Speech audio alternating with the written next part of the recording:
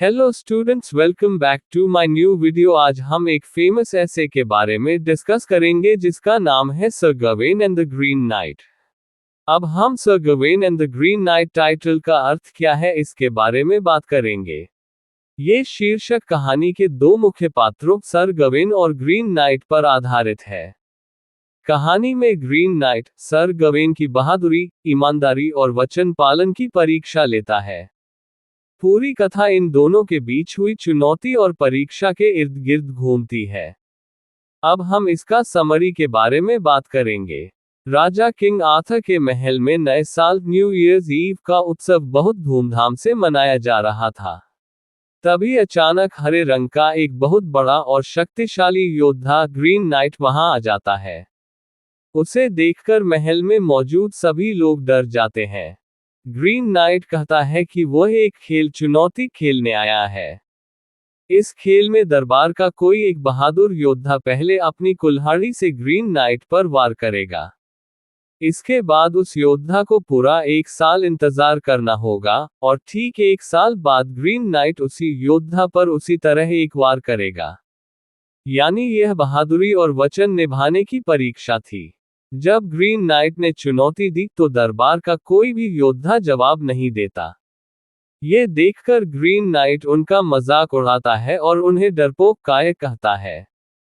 तब राजा king Arthur खुद आगे आते हैं और कहते हैं कि वे ये चुनौती स्वीकार करेंगे। लेकिन तभी सर गवेन राजा को रोकते हैं और कहते हैं कि वे राजा की जगह ये चुनौती स्वीकार करेंगे। सर गवेन अपनी कुल्हाड़ी से ग्रीन नाइट के गले पर जोरदार वार करते हैं और उसका सिर धड़ से अलग कर देते हैं। लेकिन ये देखकर सभी लोग हैरान रह जाते हैं, क्योंकि ग्रीन नाइट मरता नहीं है। वह अपना कटा हुआ सिर खुद उठाता है और सर गवेन से कहता है कि ठीक 1 साल बाद ग्रीन चैपल में आकर उससे मिलना, ताकि वह भी अपने वादे के अनुसार गवेन पर वार कर सके। इसके बाद ग्रीन नाइट अपने घोड़े पर बैठकर वहां से चला जाता है। उस अजीब घटना के बाद राजा आर्थर का दरबार फिर से सामान्य हो जाता है। धीरे धीरे कई महीने बीत जाते हैं। शरद ऋतु माइकल मास आने पर सर गवेन को अपना वादा निभाने के लिए यात्रा पर निकलना पड़ता है। सर गवेन दरबार का सबसे अच्छा कवच पहनते हैं। उनके पास एक ढाल होती है जिस पर ईसाई धर्म का प्रतीक पंचकोण पेंटेंगल बना होता है। वे थोड़े डरे हुए और चिंतित होते हुए अपनी यात्रा शुरू करते हैं। रास्ते में उन्हें जंगलों, पहाड़ों और कई तरह के खतरों का सामना करना पड़ता है। आखिरकार क्रिसमस के दिन, जब वे बहुत ठंड से परेशान हो जाते हैं और लगभग उम्मीद छोड़ देते हैं, तब वे माता मरियम मेरी से प्रार्थना करते हैं कि उन्हें सही रास्ता दिखाएं।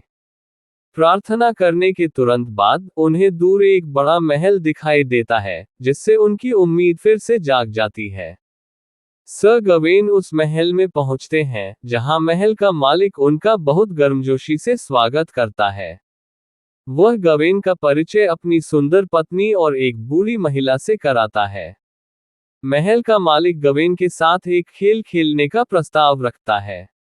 वह कहता है कि हर दिन वह शिकार पर जाएगा, जबकि गवेन महल में आराम करेंगे। शाम को दोनों दिन भर में जो भी प्राप्त करेंगे, उसे एक दूसरे से बदल देंगे। कुछ ही समय बाद गवेन को समझ में आता है कि महल में उनके लिए सबसे बड़ी परीक्षा महल के मालिक की सुंदर पत्नी है। हर दिन, जब उसका पति शिकार पर चला जाता है, वह गवेन के कमरे में आती है और उनसे प्रेम भरी बातें करके उन्हें आकर्षित करने की कोशिश करती है। लेकिन गवेन एक सच्चे और आदर्श योद्धा चिवलरस नाइट की तरह विनम्र, सम्मानजनक और शिष्ट व्यवहार करते हैं। वे उसकी बातों का जवाब तो देते हैं, लेकिन उसके प्रेम जाल में नहीं फंसते। कहानी में महिला और गवेन की बातचीत तथा महल के मालिक के शिकार के दृश्य एक के बाद एक दिखाए जाते हैं। इससे लेखक ये बताना चाहता है कि शिकार और प्रेम प्रयास, कॉर्टशिप, दोनों ही एक प्रकार की परीक्षा और खेल की तरह है। पहले दिन महल का मालिक एक हिरण डियर का शिकार करता है।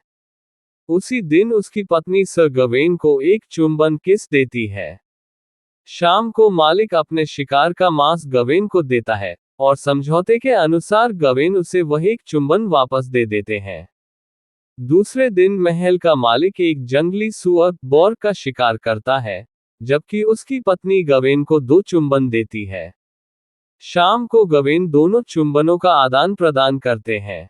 तीसरे दिन महल का मालिक एक लोमड़ी फॉक्स का शिकार करता है। उसी दिन उसकी पत्नी गवेन को 3 चुंबन देती है।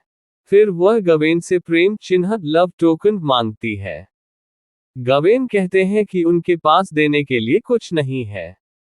तब वह महिला अपनी ओर से कई उपहार देने की कोशिश करती है। पहले गवेन उन्हें मना कर देते हैं, लेकिन जब वह हरे रंग की एक कमरबंद ग्रीन गर्डल देती है और कहती है कि जो इसे पहनेगा उसकी मृत्यु नहीं होगी, तब गवेन उसे स्वीकार कर लेते हैं। गवेन को उम्मीद होती है कि यह हरी कमरबंद उन्हें ग्रीन नाइट के वार से बचा सकती है। इसलिए वे इसे अपने कपड़ों के नीचे छिपा लेते हैं और महल के मालिक को इसके बारे में नहीं बताते। अगले दिन सर गवेन चिंतित मन से अपने नए दोस्तों को छोड़कर ग्रीन चैपल में ग्रीन नाइट का सामना करने के लिए निकल पड़ते हैं।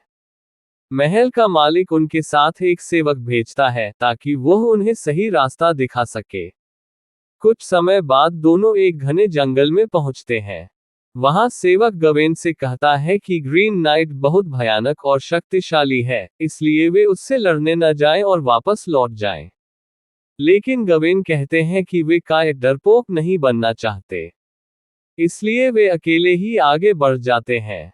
आगे का रास्ता बहुत अजीब होता है।